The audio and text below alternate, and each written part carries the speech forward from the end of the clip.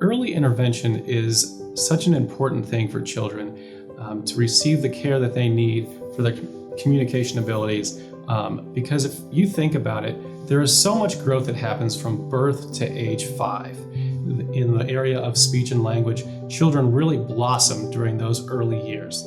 If you wait to intervene when the child turns 5 and goes to kindergarten, they've missed so many opportunities to develop speech and language that other children have just done naturally.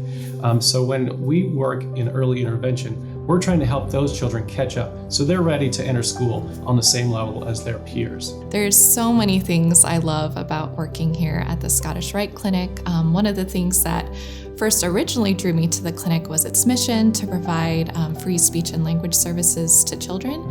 That really resonated with me. I think communication is such an important part of our lives, and for children who do not have access to these services, that can have a really profound impact on them. So I love, thanks to our very generous donors, that our children that we see here are able to receive those free services for their communication needs. The Walker Scottish Rite Clinic tries to reach those communities where the resources are few, but the need is great. We try to reach children in rural spots and city locations where they don't have providers that provide speech and language therapy. It's been really important for me as the director in recent years to reach communities where otherwise those children don't have the resources they need. There are great barriers to access. So we're trying to find the communities and the locations where we can make the most difference in that area. We were very blessed. We actually, a coworker of mine told me about the Walker Clinic. I knew nothing. At the time, I knew nothing about the clinic at all. And she's like, no. And I was just telling her at work, I'm concerned about my grandson. I don't feel like he's speaking at this age like he should be. She's like, oh, my son goes to Scottish Walker. And I'm like, where is that at? So she gave me the number. And I called, and they were like, it's a long waiting list. It's like 18 months. But she said, we're opening a clinic in this city. Would you mind going? I'm like, well, I'm totally good going in the city. So very, very thankful for this location. It's been such a blessing, because it's like a lot of therapy sessions. They're like 30 minutes or every other week, and they've been so good and worked so well with him. And he feels comfortable here. Like Miss Ruth, Miss Nina, he looks forward to coming. So this has been a blessing, such a blessing for us. And we couldn't be more thankful at all, because it's like family. So children like Darwin have what we call a speech sound disorder, and what that means essentially is children are unable to produce certain sounds which can impact their ability to speak in communication with certain words.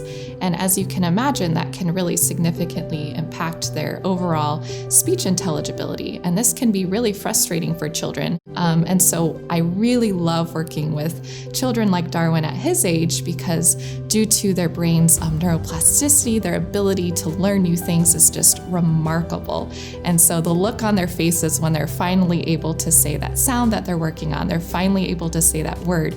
After all of that practice, they're just so proud of themselves.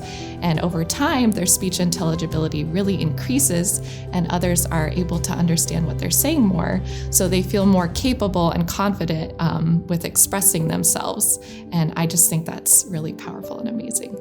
I would like to thank the Rite Care so much. They've been phenomenal, and I do hope that we can continue this program because it's so much a need, and we will be supporting it for a very, very long time.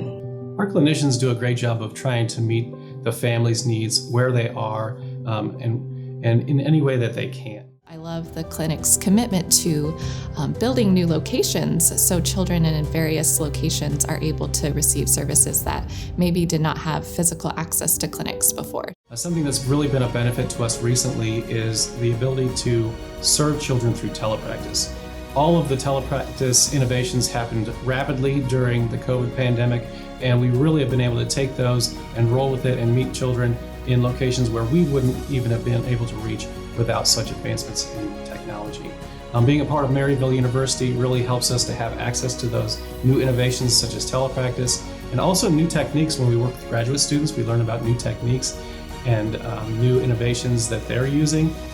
It's also been really great to be a part of Maryville because we're doing amazing things now that I didn't even know were possible, such as exploring AI and AI-assisted home practice techniques. So we're really excited to see how far we can go with things like artificial intelligence and all the new technologies, and see in what new ways we can reach even more children in the future.